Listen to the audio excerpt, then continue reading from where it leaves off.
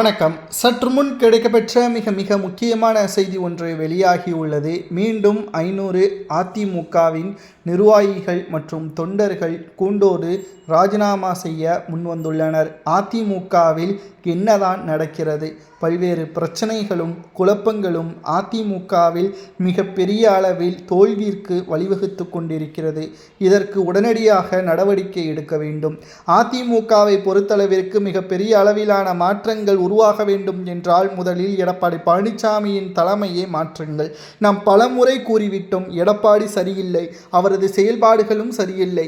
மக்கள் முழுமையாக எடப்பாடியை புறக்கணிக்கிறார்கள். ஆனால் மீண்டும் எடப்பாடி செய்கின்றதை ஒத்துழைக்க கூட முடியாத அளவிற்கு நிர்வாகிகளது மனம் தாங்க முடியாமல் ஒவ்வொருவரும் தனது ஆதரவாளர்களுடன் ராஜினாமா செய்து கொண்டே இருந்தால் கடைசியில் அதிமுகவின் நிலைமை என்னதான் மாற வேண்டும் என்ற முடிவில் உள்ளார்கள் என்ற கேள்வியும் கேட்கக்கூடிய அளவிற்கு உருவாகியுள்ளது.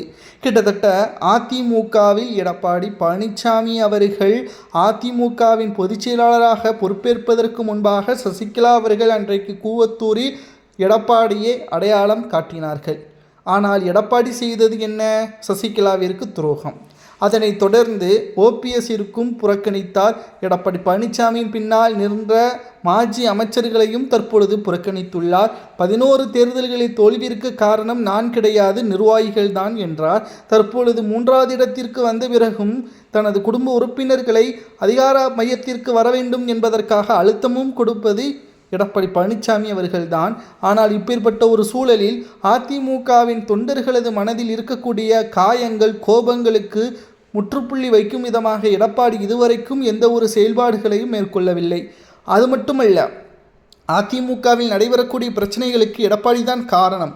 மீண்டும் 500 நிர்வாகிகள் கூண்டோடு ராஜினாமா செய்வது தொடர்ச்சியாக மாறிக்கொண்டிருப்பது எடப்பாடி என்ற ஒற்றை நபரால் அதிமுக கொஞ்சமாக ஒட்டுமொத்த அதிகாரத்தையும் இழப்பது இனியும் நடக்கக்கூடாது. அதற்கு ஒரே காரணம், எடப்பாடியை மாற்றிவிட்டு மீண்டும் தேர்தல் மூலம் யார் சரியானவர் என்பதை தேர்வு செய்துவிட்டு அவருக்கு அந்த வாய்ப்புகளை வழங்கப்படலாம். அது சசிகலாவாக இருக்கலாம், டிடிவி தினகரனாக இருக்கலாம், அல்லது ஓபிஎஸ் அவர்களது மகன் ஓபி ரவீந்திரநாத் அவர்கள் கூட இருக்கலாம். ஏனென்றால் அவர் திமுகவின் உறுப்பினர் கிடையாது, ஓபிஎஸ் தான் திமுகவின் உறுப்பினர் என்ற தகவலும் கிடைக்கப்பெற்றுள்ளது.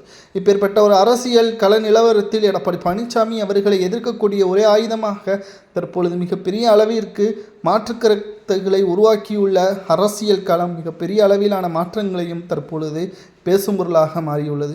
இதை பற்றி உங்களது கருத்துக்களை கமெண்ட் வாயிலாக கூறுங்கள். திராவிட முன்னேற்ற கழகம் 2வது இடம், அதிமுக 3வது இடம். வரக்கூடிய தேர்தலில் முதலிடம் வருவதற்கு அதிமுகவிற்கு வாய்ப்புகள் இருக்கிறதா? 500 நிர்வாகிகள் ராஜினாமா செய்வதை பற்றி கமெண்ட் வாயிலாக கூறுங்கள்.